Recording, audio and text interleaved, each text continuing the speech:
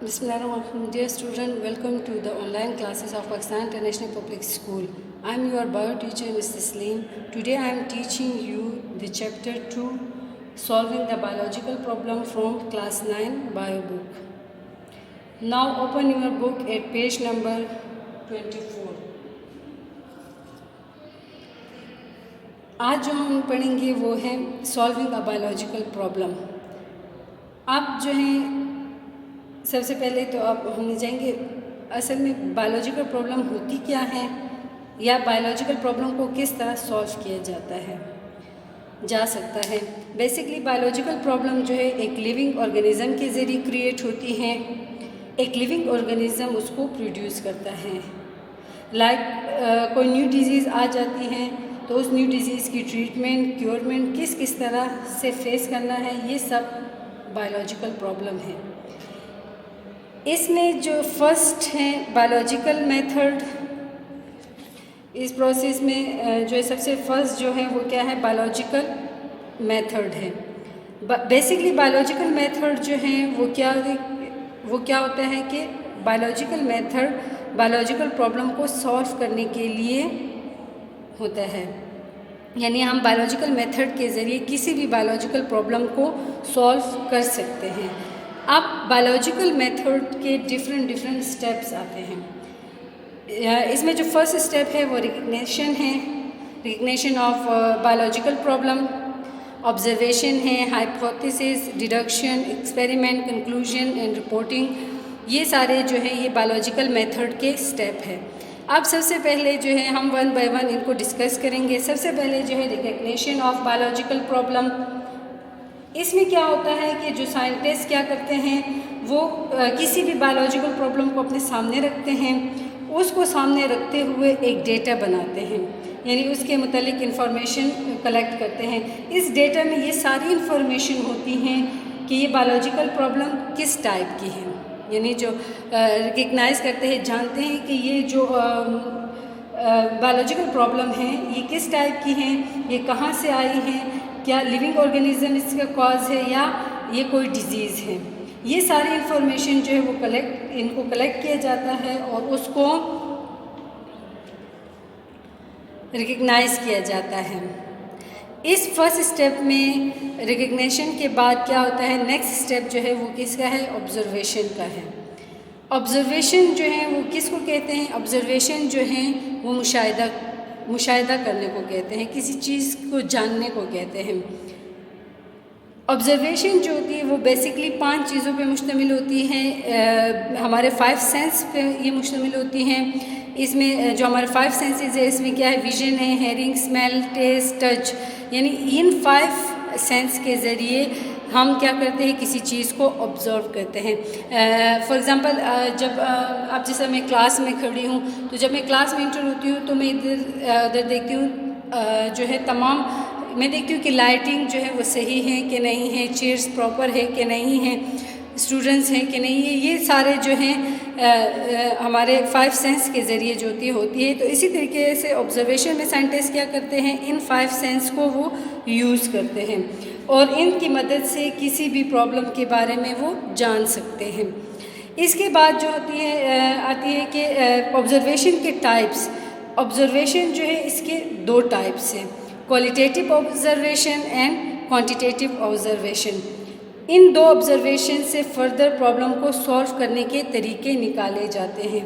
अब ये देखना है कि क्वालिटेटिव ऑब्जर्वेशन और क्वांटिटेटिव ऑब्जर्वेशन में फ़र्क क्या है। क्वांटिटेटिव को हम देखते हैं तो ये क्या है, किसी भी चीज़ की मिकदार जो होती है वो क्वांटिटी में होती है, ठीक है, जिसको हम मेजर कर सकते हैं, जिसको हम नाप सकते हैं, वो क्वांटिटी में आती है। और क्वालिटेटिव ऑब्जर्वेशन जो होती है, हम किसी चीज़ को देखते हैं कि किस तरह की है, इसकी क्वालिटी क्या है।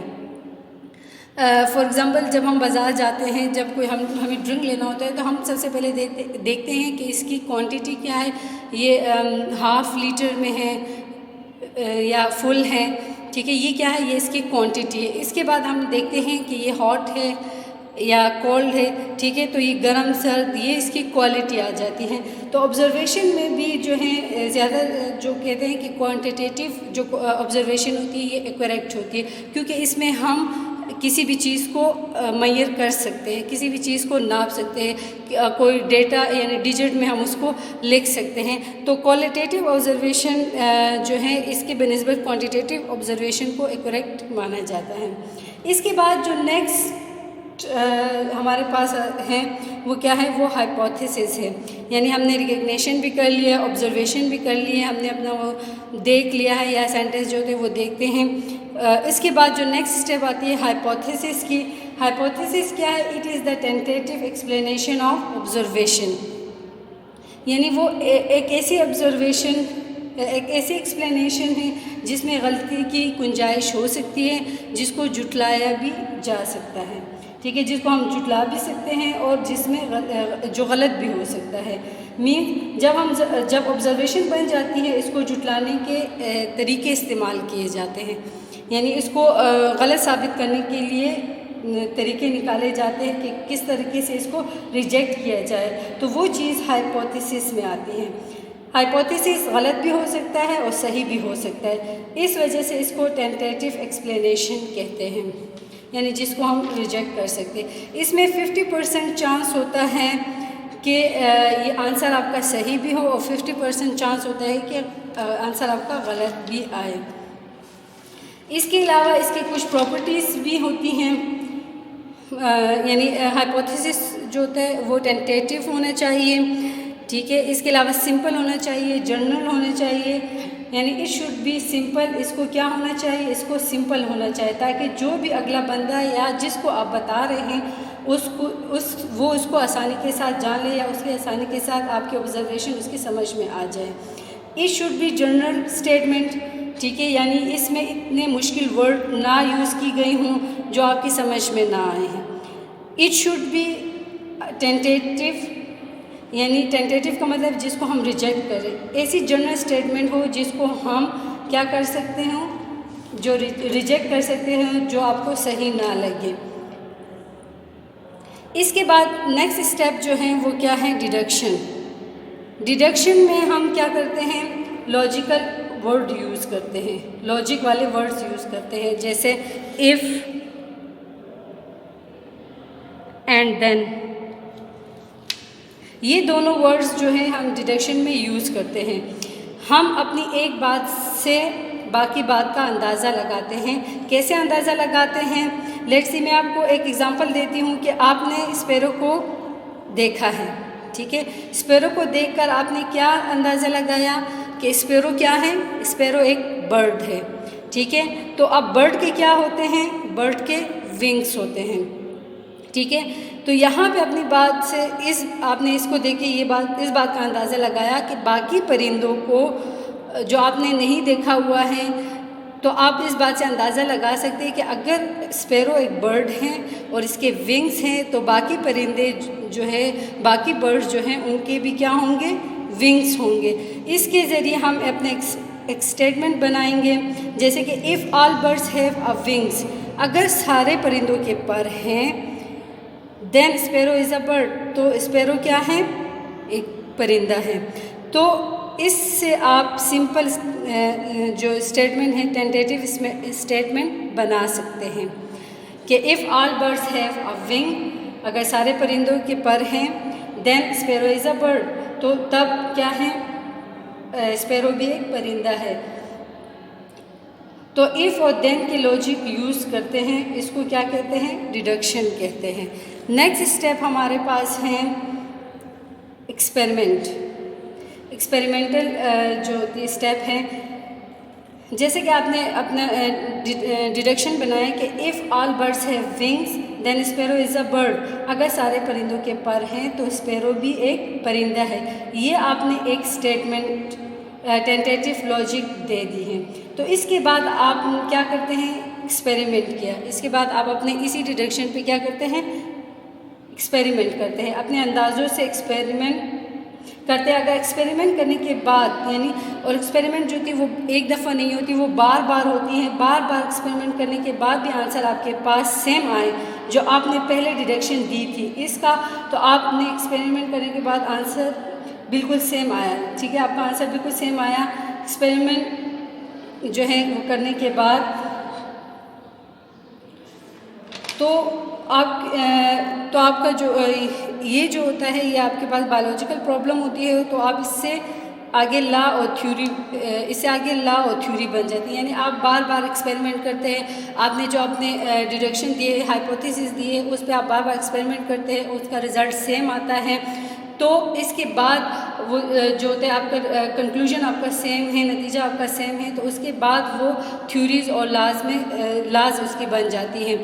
तो आप एक्सपेरिमेंट जो है, ज़रूरी नहीं कि एक्सपेरिमेंट बिल्कुल सेम आए। एक्सपेरिमेंट में ये होता है कि आपका जो हाइपोथेसिस है वो गलत भी हो सकता है, आपका हाइपोथेसिस जो होता है वो सही भी होता है। एक्सपेरिमेंट के ज़रिए हम उसको प्रूफ करते हैं, या एक्सपेरिमेंट के ज़रिए जो होती है वो प्रूफ हो जाती है कि ये जो हाइपोथेसिस या जो डायरेक्शन है ये क्या है, ये सही है या गलत है।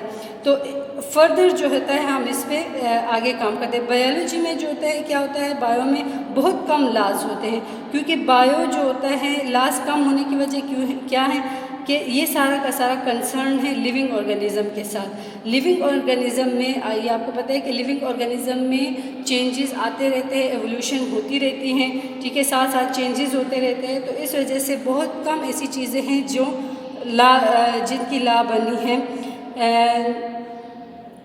अब जो है एक्सपेरिमेंट में दो चीज़ें आती हैं, दो ग्रुप। एक्सपेरिमेंट में हम क्या करते हैं, दो ग्रुप्स बनाते हैं। एक ग्रुप को हम नाम देते हैं एक्सपेरिमेंटल ग्रुप, और एक होता है कंट्रोल ग्रुप। एक्सपेरिमेंटल ग्रुप जो होता है,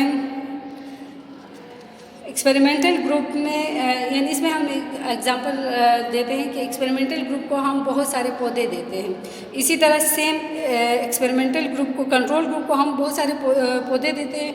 सेम इसी तरीके से एक्सपेरिमेंटल ग्रुप को भी काफ़ी सारे पौधे देते हैं।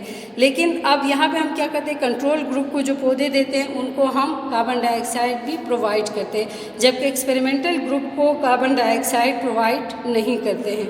तो इसमें क्या होता है कि जो कंट्रोल ग्रुप होता है इसके पास जो पौधे होते हैं, कार्बन डाइऑक्साइड होने की वजह से उनमें फोटोसिंथेसिस का प्रोसेस हो जाता है, जबकि जो एक्सपेरिमेंटल ग्रुप होता है जिसको हमने कार्बन डाइऑक्साइड नहीं दी होती है, तो इसमें कार्बन डाइऑक्साइड ना होने की वजह से फोटोसिंथेसिस का प्रोसेस भी नहीं होता है, या ये पौधे जो होते हैं फोटोसिंथेसिस का प्रोसेस नहीं करेंगे।